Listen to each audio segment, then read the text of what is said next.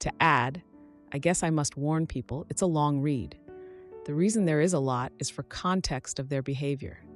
Also, thanks to those who have wished my son a wonderful future. He is doing amazing. We are so lucky to have him, and he has plenty of people around him who care for him deeply. A few lead-up points for context. My husband and I have been together for 10 years, married for 6. Together, my husband and I have unfortunately struggled with infertility. Something common, but it still sucks. We didn't talk much about it. It wasn't anyone's business. But after a long journey of trying, we were finally able to tell our family we were expecting. We had planned it out to tell them before telling the world. We hosted Thanksgiving. We're in Canada, so this is at the beginning of October. I went and bought decorations. We had food for days. You would have thought I was feeding a small army, but in reality, it was just my husband, my dad, my mother-in-law, sister-in-law, her husband, and our nephew. I was more than excited, to say the least. It was hard to hold in the news, but I was doing my best to keep it together. Waiting on the turkey, like always, we sat in the living room talking. Out of nowhere, with a serious and almost somber look on her face, my mother-in-law asked if I was pregnant. There was no excitement, just almost an accusation. Moment and reveal ruined. We tried to salvage the moment. I got excited, and my sister-in-law did her best to be excited too. But things kind of weren't going great. We announced on social media on Halloween that we were expecting. Everyone we knew was excited. I told my coworkers we were over the moon. But my sister-in-law threw a fit that we announced it on social media because she didn't when she had her son. Why did this matter? Yes, I'm still confused too. Unfortunately, due to some unexpected complications, we lost the baby in the middle of the second trimester, just 3 weeks short of viability. The first couple of days of December, we were absolutely devastated. Giving birth to a stillborn has to be one of the most traumatic things a woman can go through, and my husband was just as traumatized by watching it all unfold. His family didn't bat an eye. They carried on as if nothing happened. His mom even decided that it was a great time to tell us other extended family members were expecting. Salt in the wounds. After Christmas, we decided to get out of the house, take a break from grieving if we could, and went on a short vacation. Turns out, great time to conceive if you're not thinking about life. This time, we waited longer before we announced to family. We used my birthday as an excuse to invite everyone out for dinner. April, same crowd, plus a really good friend of mine. After we had finished eating, we opened a box with the announcement, and my sister-in-law was excited, though if you knew her, you'd know this was very much a performance for the people around us, not so much a true reaction. My mother-in-law was bitter and somber, and not a single congratulations. Due to the loss of our first, this pregnancy was considered high risk. That meant I was monitored and in the hospital every 2 weeks for scans, blood work, medications, and even an iron transfusion. Our miracle little boy also came with complications of his own, which we decided not to share with anyone. It was something we couldn't change, and we would learn how to adapt when he was born. To say that the pregnancy was easy would be a lie, but it was worth it. He is incredible. Not given the option, my in-laws decided they were throwing me a baby shower.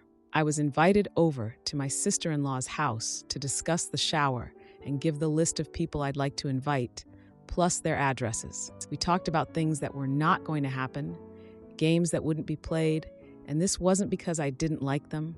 No, it was things they didn't like. When I began to suggest things I thought would be cute, I got shot down immediately. Who doesn't think baby-sized foods are cute? Mini croissants, donut holes, mini quiches. They had already decided to have those little sandwiches you serve at funerals, of which I cannot eat because deli meat and pregnancy are not friends. I let them know, and I was promptly told to eat before the shower. There was also a comment made about decorations being a waste of money, and it would be better spent on gifts. Suddenly, my expectation for this shower was very different.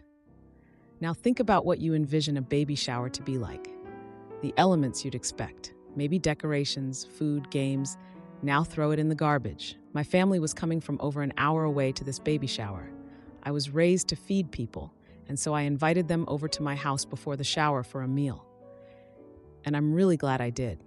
Sure, it was just pizza, but when we got to the shower, there was a veggie tray and cake. There weren't even sandwiches, not a decoration in sight besides the disposable tablecloths. The two games played weren't even baby shower related, and I wasn't even introduced or announced as the mom-to-be. Was it a baby shower? Was this shower for me? I had convinced my husband to come for the gift opening. I wanted him to see all the wonderful things people had gifted us. And I had expected a little more food, and I figured he'd want to eat. He was very rudely met with, "Why are you here?" Well, it's his baby too. While opening gifts, we were quiet, appreciating everything, taking the time to look over it all. My mother-in-law yelled across the room, "We can't hear you," to which she was told to come closer or turn up her hearing disease by my husband. She decided to hide in the kitchen for the rest of the time, even after the gifts were done. I thanked everyone for their wonderful gifts, spoiling our baby boy, and for sharing the love. Baby boy is so spoiled and so loved, thank you. But that apparently is absolutely not how you thank anyone. For a week after the shower, his mom went silent. No calls, no texts. Then we were told we needed to go to her house to talk in person. On arrival, she didn't even acknowledge we were there for a solid 5 minutes while she played on her phone. Then she launched into us about how we were grateful for what her and her daughter had done, and how dare we not thank them. I wish I could say the arrival of our son had washed away all these little things and it was a happy ending, but oh no, absolutely not. Things got worse, as they always do.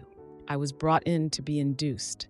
Despite me not wanting to tell anyone, my husband thought it was a good idea to tell his mom. I posted a set of rules to my Facebook, boundaries if you will, letting people know we didn't want visitors in the hospital. We wanted a few days at home to adjust before visitors came over, that if they were sick not to come, and not to make more work for us as new parents, we were figuring things out. This began an absolute hellfire. The abuse and harassment from his mom and sister were unlike anything we could have ever expected. His mom began messaging my family and friends and harassing them because they liked the post, all while I'm in labor. This is when my sister-in-law blocked both my husband and me on Facebook. My son was born at 3:30 a.m. via emergency C-section, a lot of unforeseen complications. He was resuscitated, intubated, and brought to the NICU. He was 7 hours old before I even got to see him. He had a lot more complications than any ultrasound could have shown. But our miracle son is an absolute fighter. He wasn't even 24 hours old when he was pulled into a surgery of his own to make sure he could continue to breathe by placing a tracheotomy, something no one expected or was prepared for. He was moved to a different unit to be cared for closer than the NICU, and I tried my hardest to become as mobile as possible post-C-section. In our hospital, when you are in a critical care unit, only certain people can visit. In my son's case, it was just parents. Even if we had children, they weren't fond of them being in there, for obvious reasons. So no one was coming to visit. Because of his additional complications, things were very touch and go. We were learning so much about everything, and things were intense. My husband decided to update his mom on what was going on, explaining what was happening. The one bit of information we had before he was born was that his right arm was missing a bone, and his hand was clubbed. But that was it. After telling her about the surgery, that he was in critical care but currently stable, he decided to give her the lesser of concerns, his arm. Before he could finish, she began to blame me, said if I had only lost more weight, if I didn't have iron transfusions, but before she could list more things, he told her to stop, and that it was no one's fault. This should have been the end of the relationship we had with her, but it wasn't. It was 10 days before we even got to hold him for the first time. Please let that sink in. There was no skin to skin. Even when we held him, there were ENT, RT, and nurses surrounding us to make sure everything was safe. Yes, we got to hold him, but that perfect moment every parent hopes for was not what we got. But we were holding him, finally, our precious little miracle man. We spent 2 weeks in critical care before being moved to the pediatric ward, a move we thought meant we could go home soon. Oh boy, were we wrong. In his first 8 weeks of life, he had 4 surgeries. Finally, on Christmas Day, After being trained how to care for his trach and making sure we could handle an emergency if it were to happen, we were granted a day pass to leave the hospital. Staying at the Ronald McDonald House on the hospital property, we got to spend Christmas together as a family, my husband, myself, and our son. My dad did plan to come and visit, but he was sick and stayed home. My in-laws never planned to spend Christmas with us because they didn't want to spend it away from home. They lived 45 minutes away from the hospital. Now, my mother-in-law is one to call daily, if not every other day. During my son's stay in the hospital, she would always start with, "What else is wrong with him?" Yes, my son has a fair amount of complicated, complex needs, but it was never, "How is he doing?" but always, "What's wrong with him now?" It was taxing. There was no support from her. We were already stressed because of the close calls our son was having, the continued surgeries he still needed, and the fact we were still in the hospital for 4 months. During those 4 months, we did allow visitors, simply because we didn't know how long we were going to be there, and after some close calls, we didn't know if we were going to make it home with our son. Though minimal effort was made by my mother-in-law. This is important information. She visited 4 times in those 4 months. One of those visits was for less than 10 minutes. The last visit, she brought surprise uninvited guests and was appalled by our behavior when we didn't react the way she wanted us to. When we finally got to come home, we didn't tell anyone for a couple of days. Not only did we finally get to come home with our baby, but he came with a lot of medical equipment too, something that we needed to set up and adjust to, plus have our poor pup get used to him. It was a lot. Finally, we told her we were home, and she insisted on coming over. Our house was a disaster. After not being here for 4 months, medical supplies and equipment were all over the house. It was not a place I was proud to show to people. It was chaotic and overwhelming, but we folded.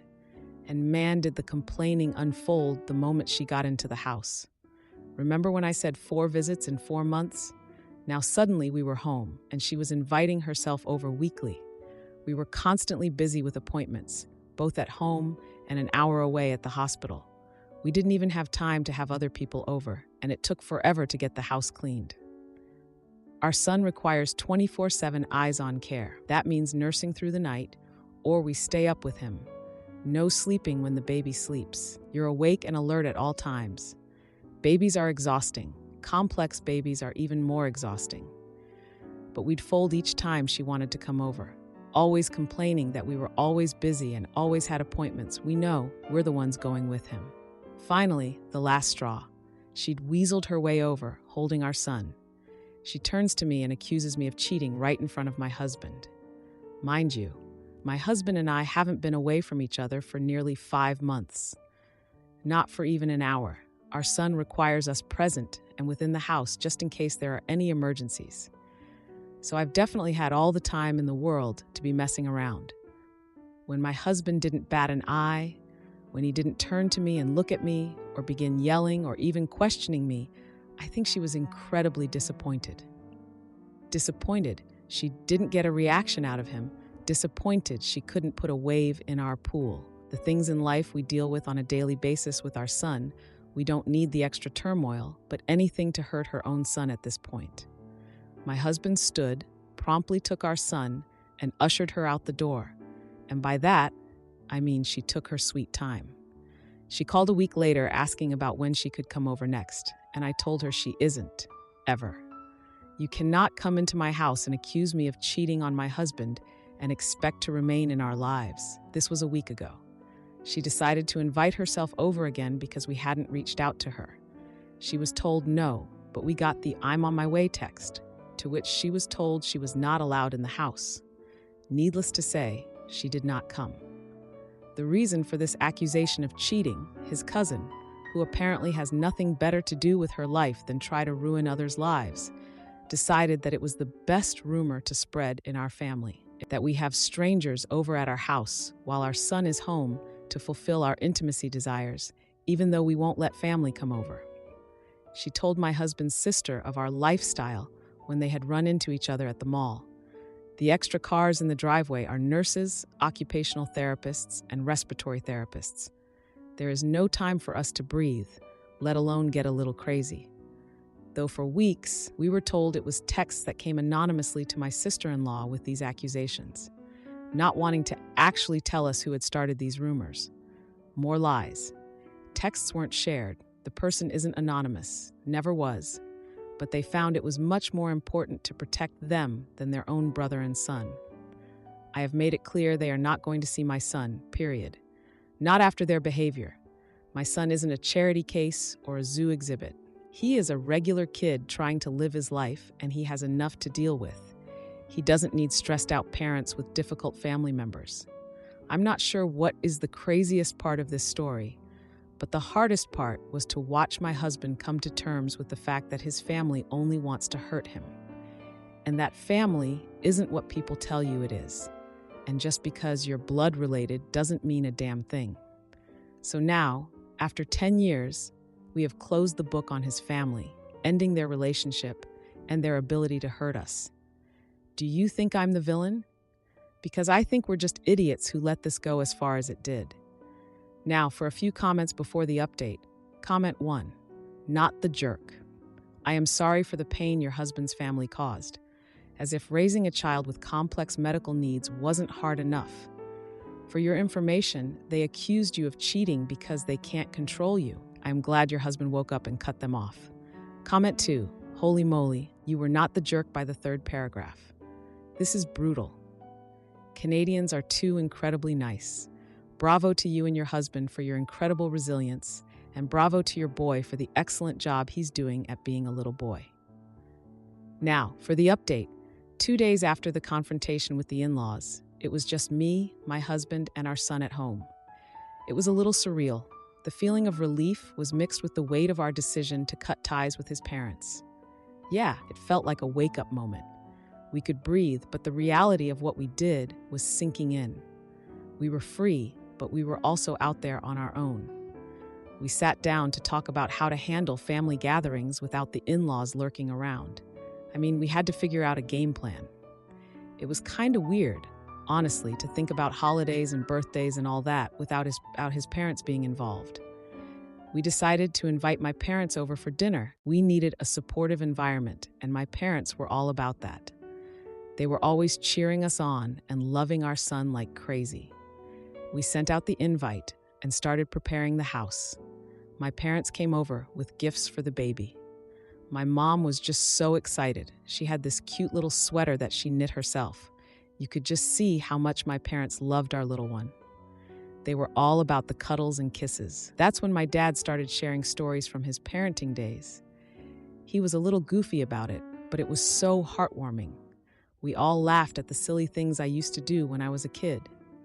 My dad had a story for everything. The conversation eventually turned to the in-laws, and my mom expressed her concern about how they might react to our decision. My dad chimed in too, talking about how they just want the best for us. We reassured my parents that we were focused on our little family now. No plans to engage with the in-laws. Not now, not ever. A few days later, my husband's sister posted this passive-aggressive message on social media about family support. It was so transparent, like she was trying to call us out. My husband saw it first, and he was furious. He confronted her about the post over the phone. I could hear the tension from across the room. They were just going at it. She insisted that I was overreacting and that I should be more understanding of their family dynamics. I was like, what family dynamics? The same ones that made me lose my baby and treat me like garbage? Yeah, I'll be overreacting all day long. My husband hung up the phone and told me that she threatened to bring the in-laws to our house unannounced. That was the last straw. We needed to set some firm boundaries to protect our space. We drafted a message to send to her outlining our rules for family visits. She needed to know that there were no unannounced visits, and if she brought the in-laws, they would be turned away at the door. Her response was not what we expected. She was so angry, claiming we were being unreasonable and that she was just trying to support her family. My husband stood firm. We needed to be clear about these boundaries. If we started bending the rules now, it was going to be a nightmare later. We actually got unexpected support from my parents, who offered to back us up if needed. They were ready to step in and remind my husband's sister about the boundaries we set. That was a relief. It felt good to know we had backup. A few days later, my husband's sister showed up uninvited at our door during a small family gathering with my parents. It was a little awkward at first, but my parents were cool with it. We were all just hanging out, talking, and my dad was trying to get my husband to play some video games with him. I answered the door, and she stood there like she owned the place. I told her politely but firmly that she could not come in. She started getting all upset, yelling about how we were tearing the family apart. My parents heard the commotion and came over. My dad asked her to leave and reminded her of the boundaries we set. She was not happy, but she eventually left. After that, we decided to hold a small holiday celebration, inviting only supportive family members. We had to send out a clear invitation stating who was welcome to attend and who was not. It felt empowering to take charge like that. We weren't going to let anyone ruin our holidays. When the holiday gathering happened, it was filled with laughter and warmth, just what we needed. We showed a loving family dynamic, and it felt amazing. The sister-in-law tried to crash the holiday dinner but got turned away at the door by my husband. He told me later that she was all dramatic about it, but he didn't care. We were done with the drama. We agreed to keep the lines of communication open with my parents. They were our rock through all this. We started planning a family vacation to create new memories together, away from all the drama. We wanted to embrace the love and support that was actually there for us. It was exciting to think about all the new experiences we'd have together. Packing for the trip felt like packing away all the negativity and making room for positivity. We were ready for whatever came next. Honestly, I don't know what's coming next. I feel like we are on a better path now, but then again, we got a lot of people we just cut off who might not be too happy about it. I'm just hoping we can enjoy our little family, explore new things together, and make some good memories without the stress of toxic people hanging over our heads. We'll just take it one day at a time, but man, I hope it stays this chill for a while. Edit. We decided to cut ties with the in-laws to protect our son. We were left with only supportive family around us. Am I the idiot for calling out my homophobic stepdad and ruining his career? I, a 24-year-old male, recently got married about 2 months ago to my husband, who we'll call Ryan, a 23-year-old male. So I came out to my mom when I was 19 years old, and she was very accepting of my identity ever since. My mom met my stepdad about 2 years ago, and we have never really gotten along. I never understood why, though. About a year ago, Ryan and I sent out our wedding invitations. We wanted to let everyone have plenty of notice for our special day so they could keep their schedules clear if they were planning to attend. My mom was part of our wedding planning. She helped us book the venue and offered to pay. The venue was Ohika Castle, otherwise known as the Blank Space Castle. My stepdad was never really involved in the wedding planning as he works a lot. Well, fast forward to about a month before our wedding. I called my mom and asked what she and my stepdad were planning on wearing. My stepdad started talking on the phone, claiming he wasn't even aware that I was getting married or that I even had a girlfriend. I said, "What do you mean, girlfriend? You have met Ryan on many, many occasions and have always been aware that I was gay." He then went on to say that if he was going to be attending my wedding, it had to be a real wedding with a bride and a groom. He followed it up with a lecture about how being gay is wrong and all that narrow-minded stuff. I, not wanting to cause an argument, just chose not to reply and ended the call. I called my sister, who is 21 years old, and started gossiping about how disrespectful his words were. Fast forward to my wedding. My mom and my stepdad both came. I was surprised he came, but assumed my mom talked some sense into him. Later on in the night, everyone had been drinking a little, and my stepdad decided to give a speech, which I was unaware of. He proceeded to use slurs towards me and my husband and say some pretty rude things, which I don't want to repeat. He ruined our wedding. I called my mom the next morning asking why she is with a hateful man who can't even respect her own children.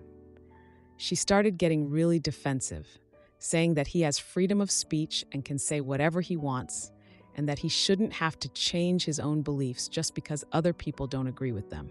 To which I called my mom a horrible mother, saying her kids should be her first priority, and then I hung up. All of a sudden, my mom and stepdad both started posting and sharing anti-gay posts on Facebook about how they've never met a mentally stable queer person, or how homosexuals are always rude, and that being gay is a choice.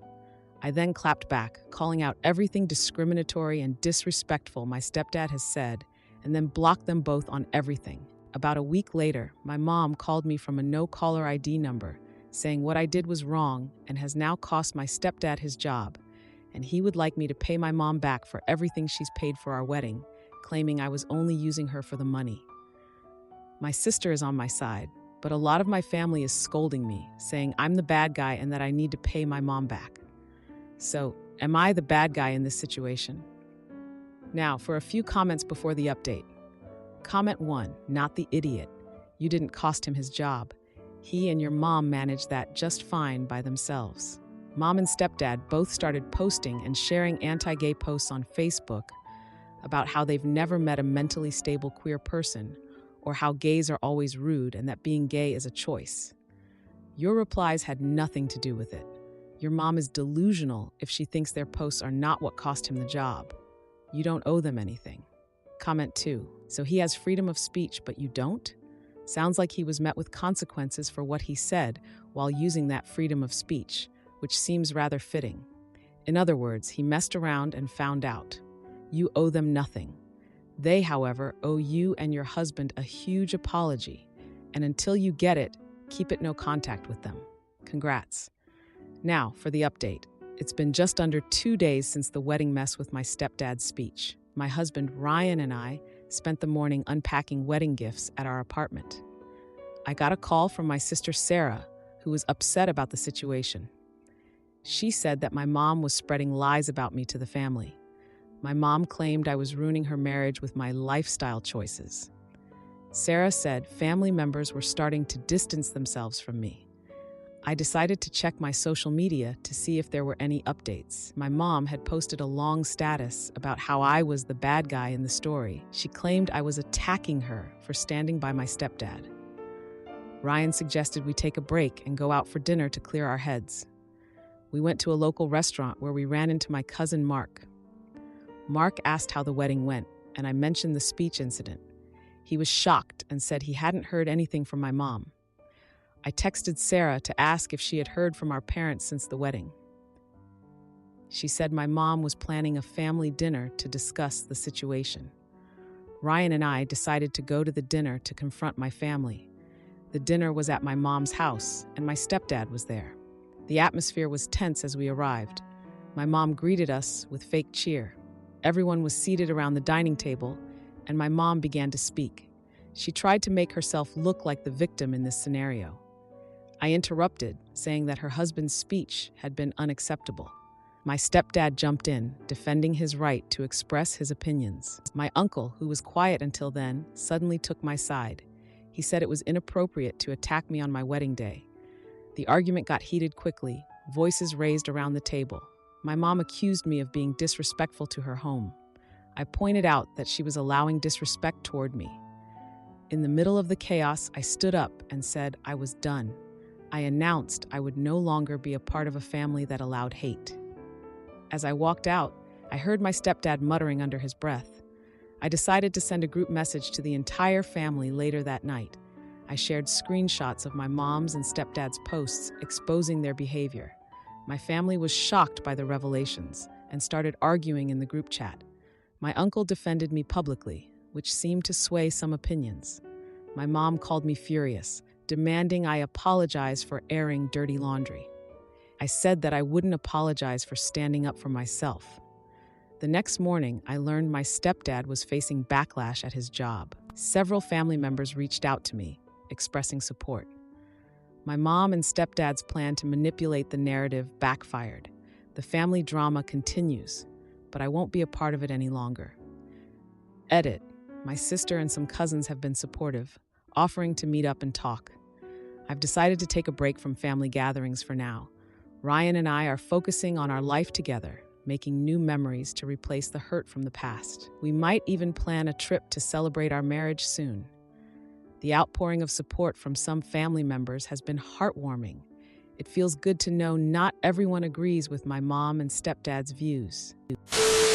Am I the idiot for telling my son's friend's overprotective mom to back off and let them be kids? I am pretty lenient with my 14-year-old son, Christopher. He's a good kid. He always keeps his phone on, always checks in, and always tells me what his plans are and who he will be with and where. I have never had any issues with my son.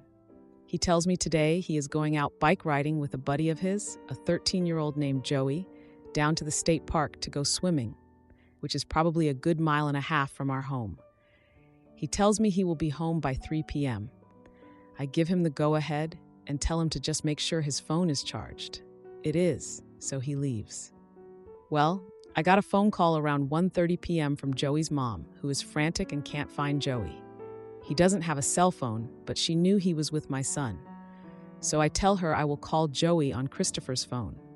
However, Christopher didn't answer his phone. This is rare, but I wasn't panicked because he told me he was going swimming, so the chances he would be by his phone anyway were slim. So I tell Joey's mom that my son isn't answering the phone, but I will let her know when he does and let her know where they were heading. She asks me to drive there and check on them because she was working. I told her that unfortunately I could not, as I was getting my baby down for a nap at that moment. She doesn't respond, and I move on. Christopher calls me at 2:40, apologizing for not answering the phone, and says they were swimming, much as I expected. I tell him that Joey's mom is looking for him and he needs to get home. He relays the message and is home himself by 2:58. Here's where I may be an A. Joey's mom shows up with Joey and starts going off about how Joey isn't allowed to go past a certain road and that the boys know that. So why did my son convince her son to go to the state park? I called my son down, asked him whose idea it was to go to the state park, and he said it was a mutual decision. I asked if he knew Joey wasn't allowed there, and he said yes, but that Joey said it was fine and was insistent on going. So I said, okay, thank you, and my son walks away. Joey's mom is now blaming my son for not telling Joey that he shouldn't go because he knew that she wouldn't be okay with it. And since he didn't tell Joey not to go, that he is just as much at fault. And she insists that I reprimand my child to set an example. I told her I'm not going to reprimand my son for her child not listening to her rules, and that my son has done nothing wrong. I knew where he was, who he was with, and when he would be home. It's not me or my son's fault that her son didn't listen to her rules. We are not in charge of other people's actions. She says something to the effect of me raising an enabler and leaves. My husband is saying I should have just spoken to our son to keep the peace, and later spoken to him again to let him know he wasn't in trouble. However, I don't feel like I should have to pacify anyone, and I don't feel comfortable speaking to my son about something just to later retract it, especially since he did nothing wrong. To add, I realized I used poor wording here. I did speak to my son later on in private about how in the future we really can't be allowing kids to tag along knowing their parents wouldn't approve. So there was a discussion. However, Joey's mother wanted me to reprimand or scold my son in front of Joey to set an example, and that is what I refused to do, as I truly don't feel like my son's actions warranted any sort of scolding or reprimanding. Now, for a few comments before the update. Comment 1, not the a-hole. Joey is the one who disobeyed his parents. Your son is not responsible for Joey's choice to do so. Your son did nothing wrong. There is no reason for your son to be punished because of another child's choices. You've also taught your son a positive lesson about standing up for himself and others rather than bending to injustice just because it's easier. Comment 2. I think you handled this really, really well. Not only because you showed your son respect by not reprimanding him in front of the friend, but because you trust him to be where he says he will be and do what he says he will do. There are not a lot of parents like you. It's admirable. Tell your husband. Now for the update. A couple of weeks after the whole mess with Joey's mom, I got a text from her out of nowhere. Like, was this really necessary? Anyway, she suggested we meet for coffee to talk about things. I was a bit hesitant, but I figured, why not? Maybe we could clear things up and move on. So I agreed to meet her. We decided to meet at this cute little coffee shop. It's one of those places where you feel like you're in a rom-com or something. We sat at a corner table, which felt like a safe distance from each other, honestly. When Joey's mom got there, she looked tense. I mean, who wouldn't be? But she was also determined to talk. She started off by opening up about her frustration, saying she felt like Christopher influenced Joey. I just couldn't understand why she was still on this. I tried explaining again how Christopher wasn't responsible for Joey's choices. Like, Joey is not a toddler. She said she didn't want to blame Christopher, but she felt uneasy about their friendship. I just sat there thinking, well, you better talk to your kid about that then. We then shifted the conversation to the kids' activities, and I mentioned Christopher's upcoming school trip. That's when Joey's mom asked if Christopher was going alone. She seemed super concerned about supervision, which was a bit much. I assured her that the trip was well organized with teachers supervising and everything. Then she suggested that Christopher should have a chaperone to keep things in check. Like, what the heck? A chaperone for a school trip? After that, we parted ways, but honestly, the vibe was still awkward. It felt like we were walking on eggshells. A week later, Christopher mentioned he wanted to invite Joey over for a movie night. My husband and I talked about it and decided to allow the movie night, but set clear boundaries about rules. So, on the night of the movie, the boys were super excited and I made popcorn. It was all very nostalgic. I even let them pick a movie that was appropriate and not some horror film. Midway through the movie, though, Joey's mom called to check in. She sounded all concerned. I reassured her that everything was fine and we were all just watching a movie together. Then she asked if they could come over to pick up Joey, wanting to check on him. I thought it was reasonable, given the circumstances, so I agreed. When Joey's mom arrived, she seemed more relaxed, but was still keeping an eye on everything. After the movie, the boys went outside to play basketball in the driveway. Christopher made a joke, and Joey laughed, but then Joey's mom immediately intervened. She told them to keep it down, not wanting to disturb the neighbors. I could see Joey was embarrassed, and Christopher looked confused. It was just a joke, for crying out loud. A few days later, we went to a community barbecue where the kids were playing together. I was hoping things were getting better, but then Joey's mom came up to me. She suggested we should keep the boys apart for a while. I asked why, but she only said it was for the best. I didn't really know what to say to that. We both left the barbecue early.